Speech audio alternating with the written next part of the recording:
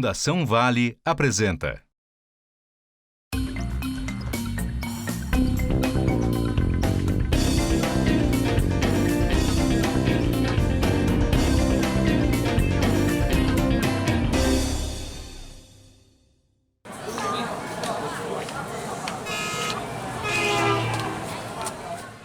À primeira vista, quando a gente fala de mandar na cidade, nós pensamos na figura das autoridades públicas, né?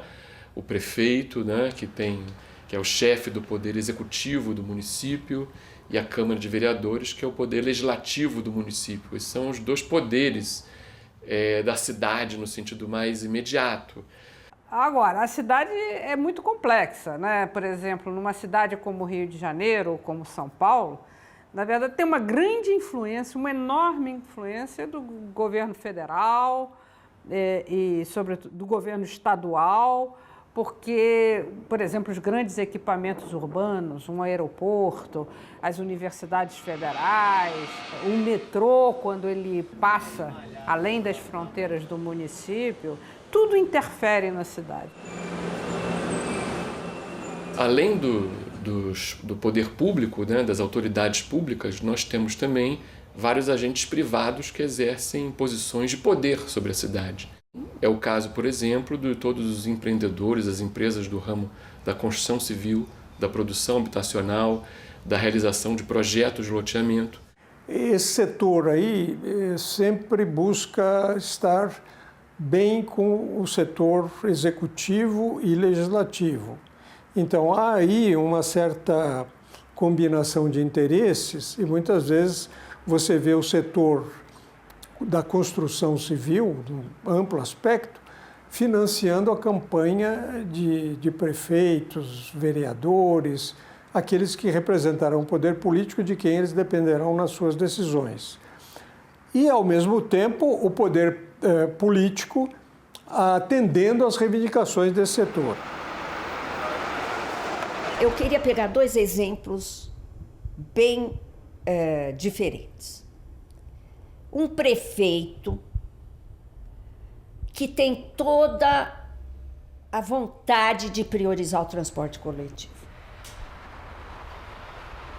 Mas a indústria automobilística é muito poderosa e ela tem isenção de imposto. E todo mundo quer ter automóvel. Então o prefeito ele quer favorecer o transporte coletivo, mas toda a pressão é para produzir espaço para o automóvel, ampliar a avenida, construir túneis, viadutos, etc.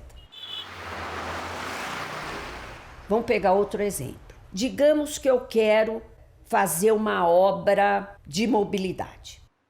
O dinheiro, se eu levar 1 ano e meio, eu vou perder o dinheiro que o governo estadual está colocando à minha disposição.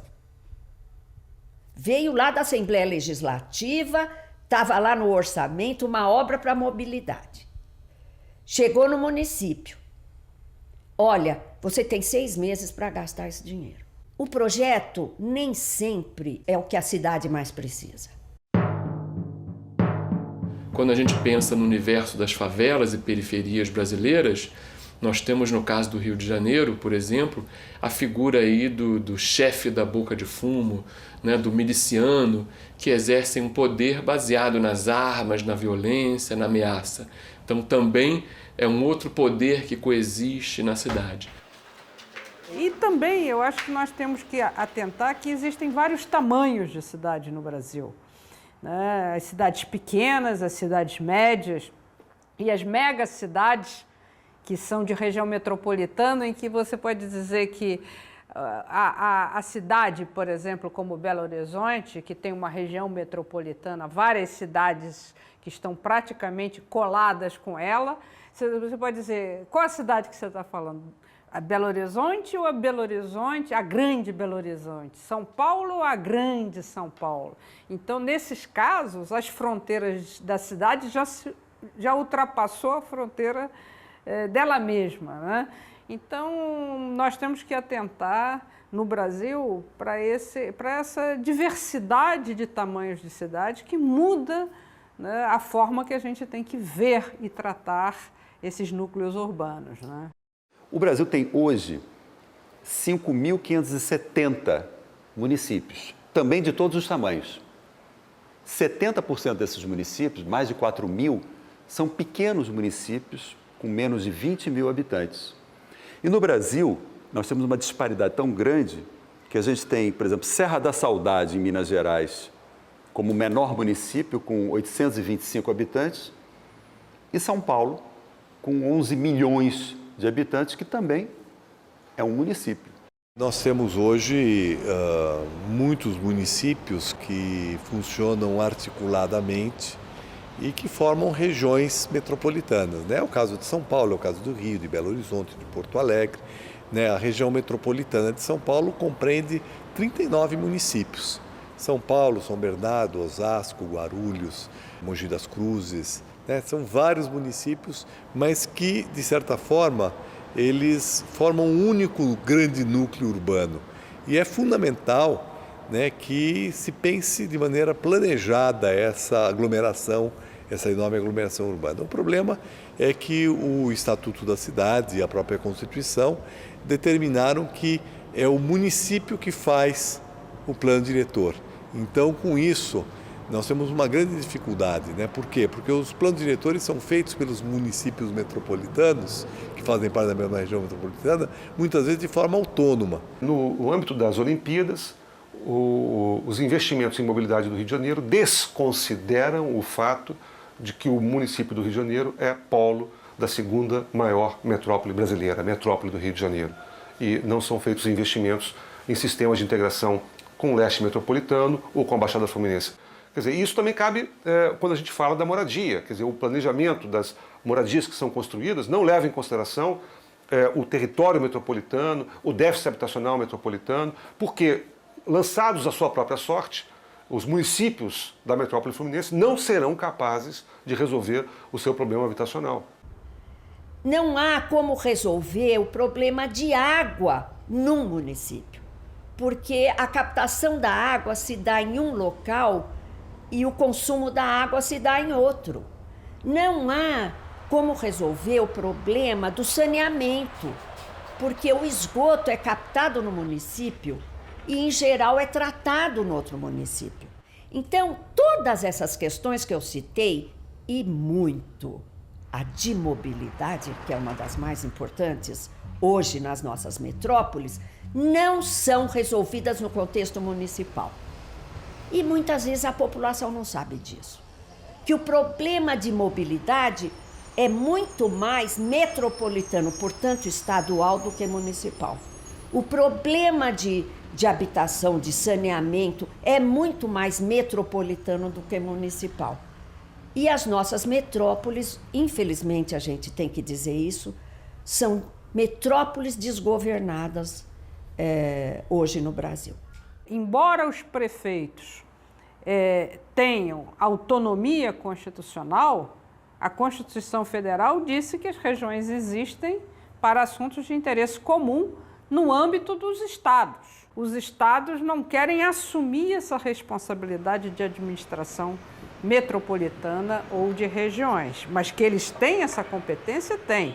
Então é uma omissão nessa coisa básica que é dar a regra de uso do território em áreas que têm interesses comuns. E hoje, não só em matéria de qualidade de vida e de serviços públicos, mas em relação também à distribuição dos benefícios e ônus do processo de urbanização e de meio ambiente.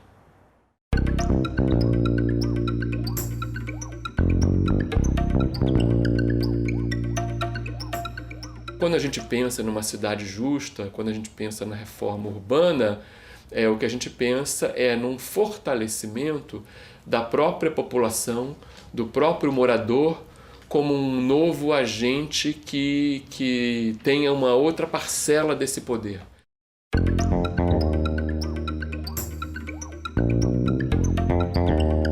A criação do Conselho das Cidades e a intenção da criação foi de estabelecer uma espécie de um fórum nacional de discussão sobre as cidades, um fórum nacional em que pudessem pudéssemos fazer algumas concertações sobre como levar determinadas políticas para que a gente pudesse depois descer aos municípios e aos estados para fazer esse feedback, né? Esse retorno.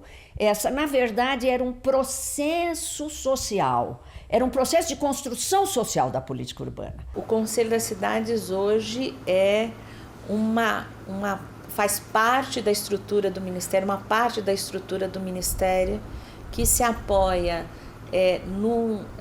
numa organização em que um conjunto de segmentos da sociedade travam um conjunto de debates na construção e no estabelecimento das políticas urbanas do país. É claro que o Conselho ainda precisa avançar muito. Nós queremos avançar, por exemplo, no caráter deliberativo do Conselho, que todas as políticas tenham que necessariamente ser aprovadas pelo Conselho das Cidades.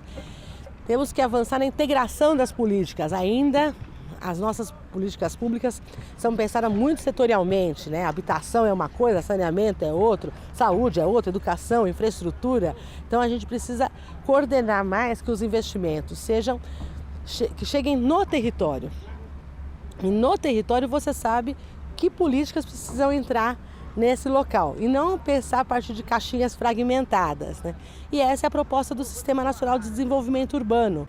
Esse desafio é muito grande porque nós não temos ainda um Sistema Nacional de Desenvolvimento Urbano, né? Que estabeleça recursos, fontes de recursos, conselhos estaduais, municipais, enfim, como nós temos o Conselho das Cidades Nacional, que controlem a aplicação desses recursos, planejamentos que definam aonde e como se aplicam esses recursos. Há um enorme desafio no Brasil para se estruturar e constituir uma política urbana nacional como uma política de Estado. Quanto mais segmentos da sociedade puderem participar, estiverem participando do processo de planejamento, mais legítimas vão ser as decisões.